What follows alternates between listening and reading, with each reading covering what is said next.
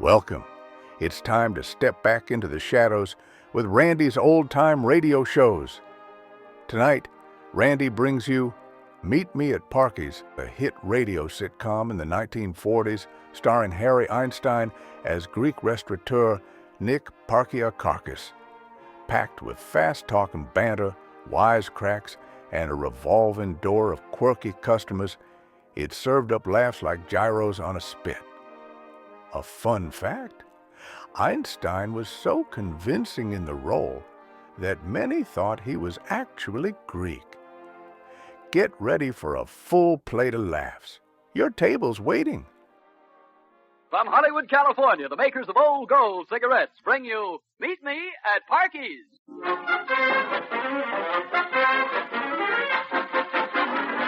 Charlie, you've got to lend me $20 because I owe a man $10 and I must pay him today. Well, if you owe a man $10, why must you have 20? Well, don't you think I'm entitled to a little profit? Well, of all the colossal nerve I ever heard, There. Why be irritated? Light an Old Gold and meet me at Parkys. Oh, Helen, I'm so furious. Last night I went to a party and they played a game called Funny Face. They gave a prize to the one who could make the funniest face. And I won first prize. Well, if you won first prize, why were you furious? I wasn't even playing. Oh, I was never so embarrassed in my life. There. Why be irritated? Light an Old Gold and meet me at Parkys. Yes, everybody meets at Parkys, so come along to Parkys restaurant and say hello to Opie Cates and his orchestra, to David Street, Betty Rhodes, and our genial host, the star of our show, Park Your Carcass.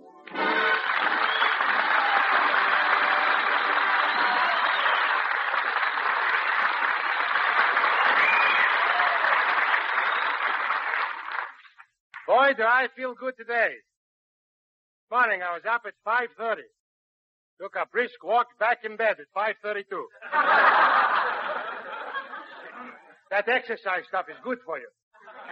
Well, I get plenty of exercise. For the last 27 years, if anything ever fell down, I always bent over and picked it up. After a month or two.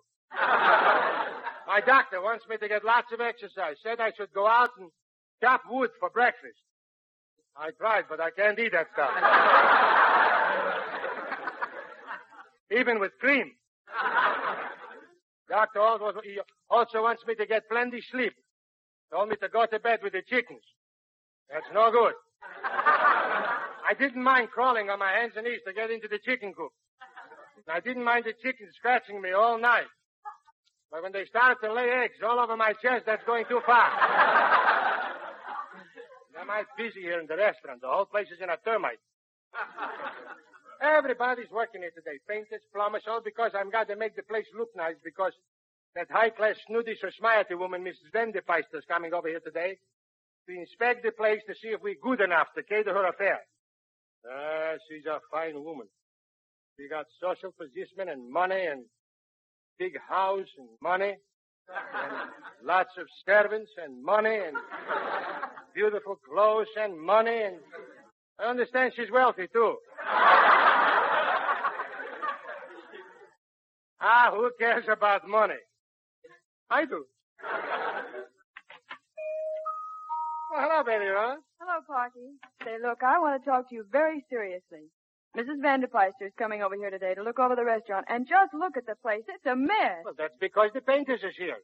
I wanted to varnish the floors and paint the walls. Everything except the ceiling. Why not the ceiling? The OPA takes care of the ceiling.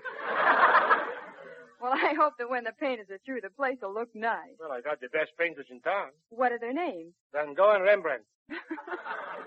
Oh, Parky, Van Gogh and Rembrandt. They've been dead for years. No wonder they paint so slow. Never seen such guys. All they do is stand there and argue. Argue about what? About what color to paint the walls. And all I wanted to paint it, Betty, is plain white. I'm going to the kitchen now, see how they're getting along. I say it is. I say it ain't. I say it is. I say it ain't. Ain't. Oh, Van Gogh, you're hopeless. Oh, you're just a silly mule, Rembrandt. Say, excuse me, painter, sir. Mr. Parker, you're just the man we need. We were having a discussion as to what colors to use on your kitchen walls. And a man of your royal judgment can certainly help us out. Look, boys, I told you 20 times, don't got to worry about the colors at all. All I want is plain white. But I say a subdued background of aquamarine with a wisp of magenta. Look, I don't know nothing about aquagenta. All I want is plain white. Van Gogh, you're impossible. I think a fetching sea of cerise, cupid, and turquoise. Who wants stupid turkeys? All I want is plain white. Turquoise, cerise, when a bewitching heliotrope with a daisy vermilion would be just too. I don't want two, only want one. All I want is plain white. Oh, Rembrandt, you're utterly impossible. But I think we should use puce and mulberry. But Van Gogh, I thought we agreed to forget about puce and mulberry in favor of pale chartreuse. Puce, chartreuse, what's the use? Listen, you two, all I want is plain white. Mr. Parkys, you don't have to shout. Look, boys, would I please have plain white? I still say you don't have to. Plain white? Oh, that's wonderful. Plain white? Sensational. An inspiration, Rembrandt. A stroke of genius, Van Gogh. Plain white. Oh, thank you, Mr. Parkys. How could we use anything else but plain white? Why didn't you suggest it before? I didn't think of it. But wait a minute, giving this a little further consideration, are you think that plain white will blend with the rest of the place? How should we know? We're colorblind. Oh, let me get out of here. How do I get mixed up with such crazy people? Betty. What is it, Parky? I never met such stupid painters in my whole life. All I want to do is to paint the walls plain white, and they want to paint it in 6 delicious colors. Watermelon, raspberry, cherry, lime, and old gold, and I don't know what. Look, Parky, Mrs. Vanderpyster will be here soon, and just look at the place. Honestly, I'm really ashamed of the way this place looks. You know, you're right, Betty. You know something? You're the only thing around here what looks good. Sing a song for me, will you? Honest, that's the only fun I get out of life. Here, David Smith left this piece of music for you this morning. Oh, let me see it. It's a song called There Must Be a Way. Sounds interesting.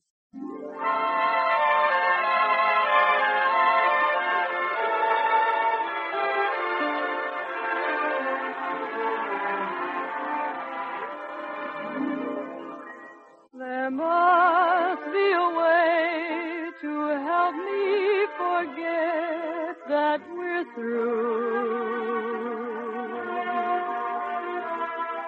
There must be a way to stop me from dreaming of you. There must be a star in the sky that isn't reflecting your eyes. I just don't know how to disguise how much I miss you. There must be a song that doesn't remind me of you. There must be a kiss to thrill me like yours used to do. I looked for a way to be happy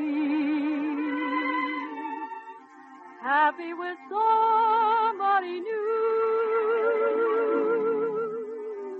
Oh, there must be a way, but I can't find the way without you.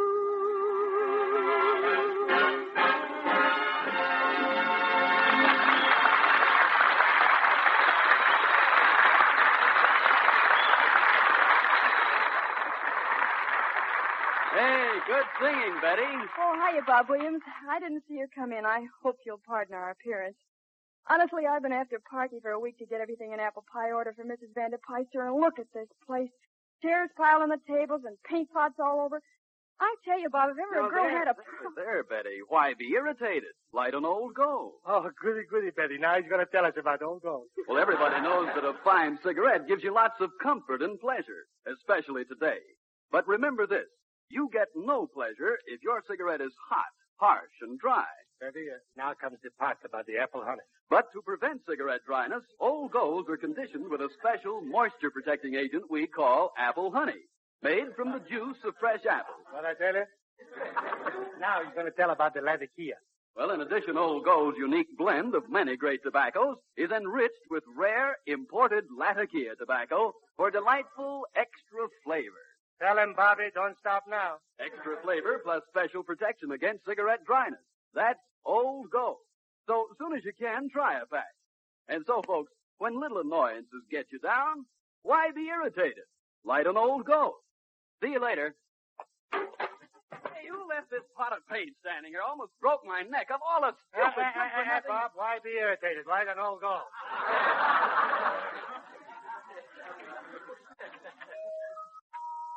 Oh, it's David Street and Opie Cage. Hiya, fellas. Hi, Betty. Hi, Parker. Gee, this place looks like a cyclone hit it. Gotta shake a leg if you want to get it fixed up so that it will look presentable when Mrs. Vanderpyster comes over. You're so right, David. Parky, hustle up those painters, will you? I'll go over and put the slip covers on the booze. Okay, but I still say all I want is plain white. Now, Opie and David, you two can go in the kitchen and help the plumber. He's putting in a new sink, and I want you to move all the dishes and that other junk out of his way so we can have room for all these pipes and stuff. Okay. Opie, let's go in the kitchen and help the plumber. Me help the plumber? Yeah. Physician Union ain't gonna like this. Say, Opie, you know, I started to write a story for my column about your playing Mrs. Vanderpyster's affair, and I discovered I didn't have any facts about your life. Oh, everybody knows me, Dave. My brother and me grew up in this town. Really? Sure, well, I'll never forget the time when the teacher kept my brother after school and...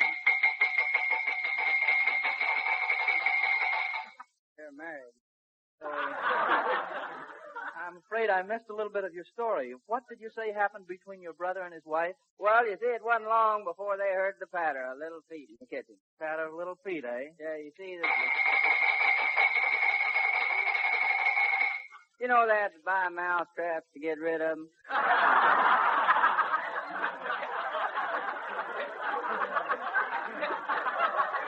Say, pardon me, fellas. I'm only a plumber working here, but I couldn't help overhearing what you guys are saying. You know, it reminds me of what happened to me once. You see, I was fixing some leaky pipes in the manhole when all of a sudden...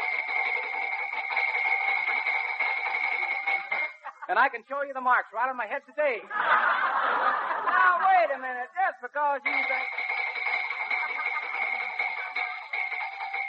Do I make myself clear? Oh, a wise guy, huh? Well, I met tough guys like you before. Now, before I start pinning your ears back... Pin my ears back? Well, I'll take you and... I accept your apology. Opie, look at you, and you too, David, standing there gabbing away, and there's so much work to do. Well, I was just having an interesting talk with this plumber here. Well, instead of talking, why don't you... Well, I agree with you, Betty, but I can't play that number because I never knew it. Well, okay, then play I Never Knew.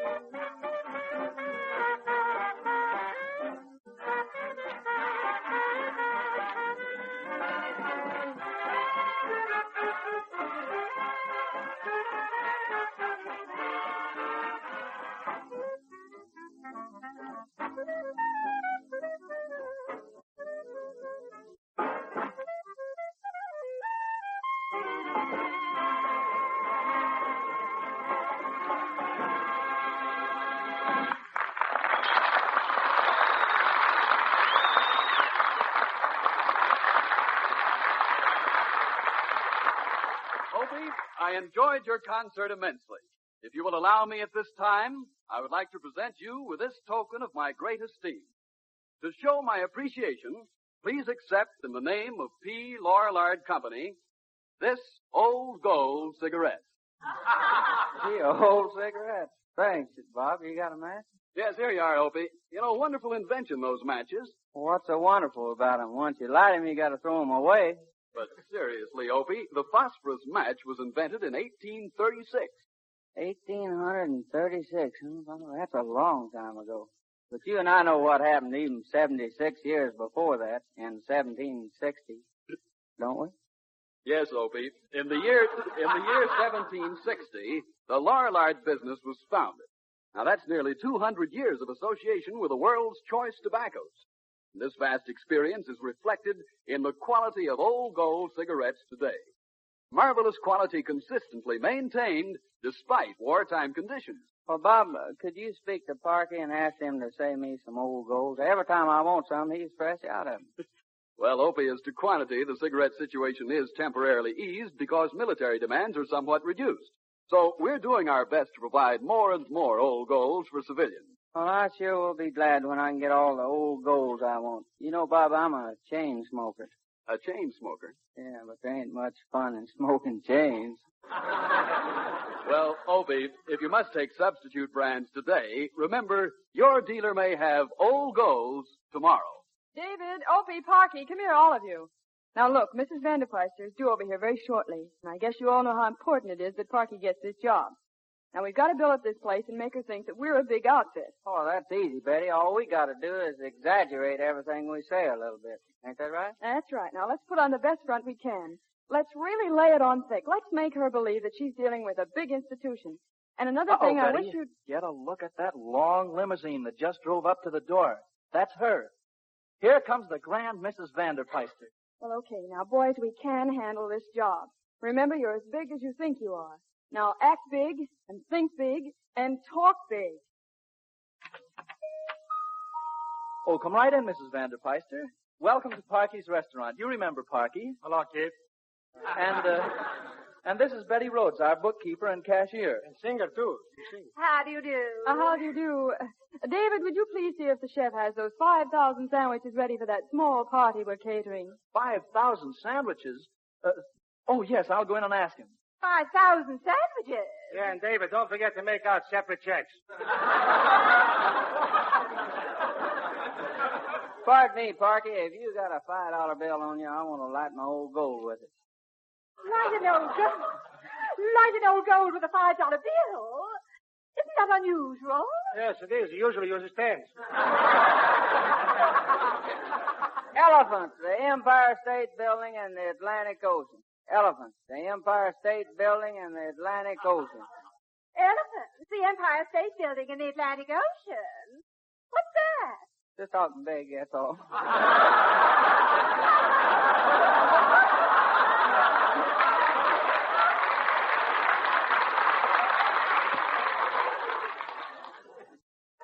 Now, who is this silly thin man holding the clarinet? Well, that's Opie Tate. Oh, this ain't no clarinet. I use this for a toothpick.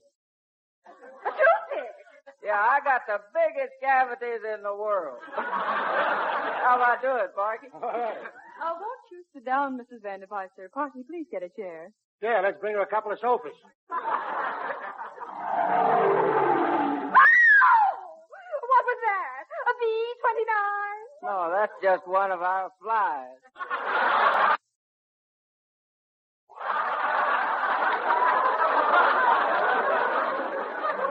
Look, Opie, don't overdo it.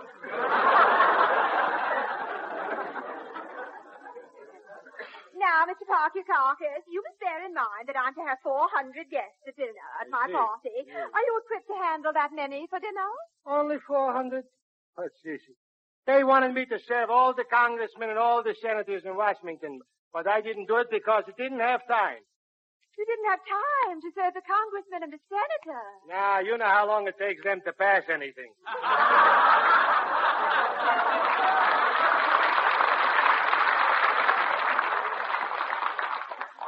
Well, I hope the quality quality of your food is good. With food the way it is today, one can't be too careful, you know. Yeah, lady, I want you to know one thing. In all the years that I have been in the restaurant business, not one person's ever complained about my food. You know what that proves, don't you? What? Dead men tell no tales. Opie, you'd better come with me. We've got some work to do in the exporting department. Pardon us, Mrs. Vanderpyster, but we're shipping a big order of food to Europe. Come on, Opie. Europe? Oh, Europe. That's it. Mr. Parky, you know you have an old world atmosphere here. Yeah. This place reminds me of a little bohemian spot I once knew in Paris. Ah, Paris, oui, oui. Parlez-vous français, monsieur? Oui. Eh bien, vous avez étudié en France? Oui. Combien de années habitez-vous à Paris? Oui. I bet you run out before I do.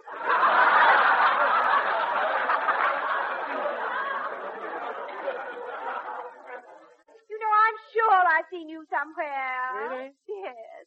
Have you ever been on the Riviera? Or maybe it was Biarritz. It seems to me I've seen you at some romantic watering place. Maybe it was the Tunnel of Love at Ocean Park. Mr. Parker, I should like to discuss with you the menu for my party. All right. I have a few suggestions here. Here's the list I made out. Now, I think we might start with an antipasto. Antipasto. Wait till I mark that down. Antipasto. That's two words. Anti is A-N-T, and pasto is P-A-S-T-E. Yes? Now, I think we should have some anchovies. Anchovies. Then we'll have some caviar. Oh, we don't got no caviar. Oh. Well, in that case, I think we should have some sardines. Sardines? Of course. Sardines with lettuce. Sardines with lettuce? Yost. Don't you think you'd like to have some small sausages?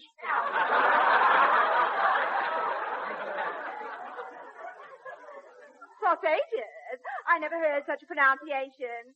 You probably mean sausages. Sausages? Of course. Now, what kind of potatoes are you going to have? Potatoes? Would you like French fried or hash brown?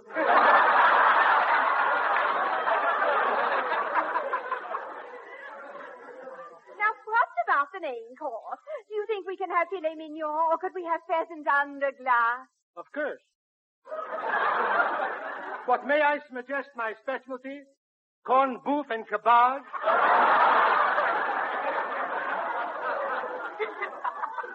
Corned beef and cabbage?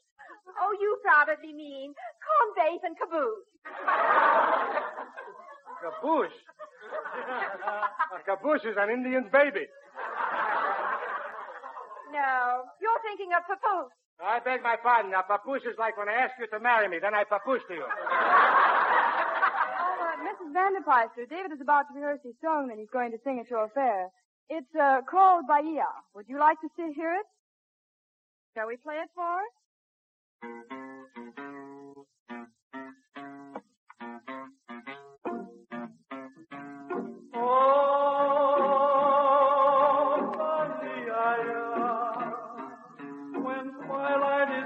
The sky, Bahia, someone that I long to see keeps haunting my reverie, and so the loneliness deep in my heart calls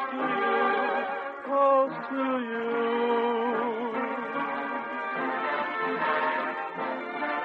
I live in the memory of many dreams ago, when the stars were bright and you were mine alone. My love for you cannot die, though the oceans run dry, or heavens fall from the sky. Now you're gone, Bahia. Can't you hear my lonely call, Morena? Make my life complete again. How I pray for the day when I'll see your smile and my heart will beat again.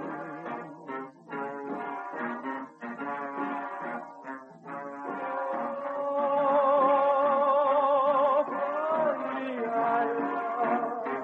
when twilight is deep in the sky, someone that I long to see keeps haunting my reverie, and so the loneliness deep in my heart calls to you, calls to you.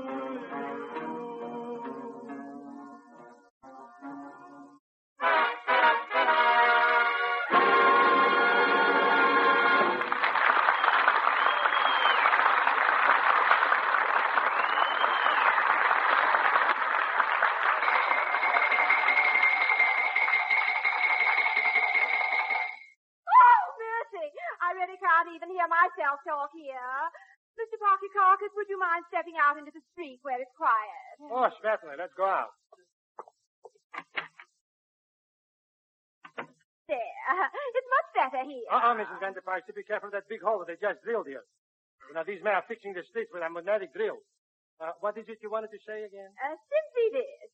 If you want to cater my affair, you'll have to do the following things. Now, in the first place...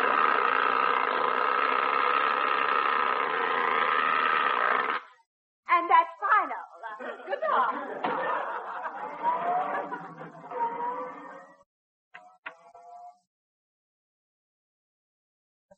Oh, here you are, Parky, out in the street. Well, tell me, did Mrs. Vanderpyster give you the job, huh? Well, I'll leave it to you, Betty. This is exactly what she said. She said...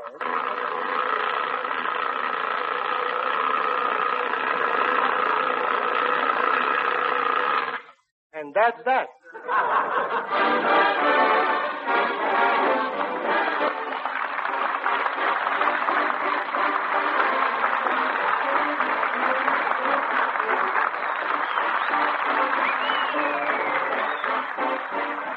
Will Parky get the job catering Mrs. Vanderpyster's party? I'm dying to know myself.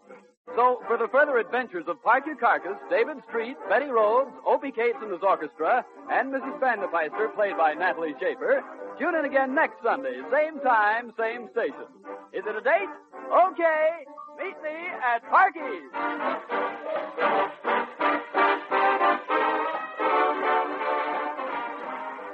And now until next Sunday evening, don't let little annoyances get you down. Why be irritated? Light an old gold. Its tobaccos are specially conditioned to help guard against cigarette dryness and to give you more smoking pleasure. This is Bob Williams saying goodnight for Old Gold and inviting you again next Sunday night to meet me at Parkys. Broadcasting Company.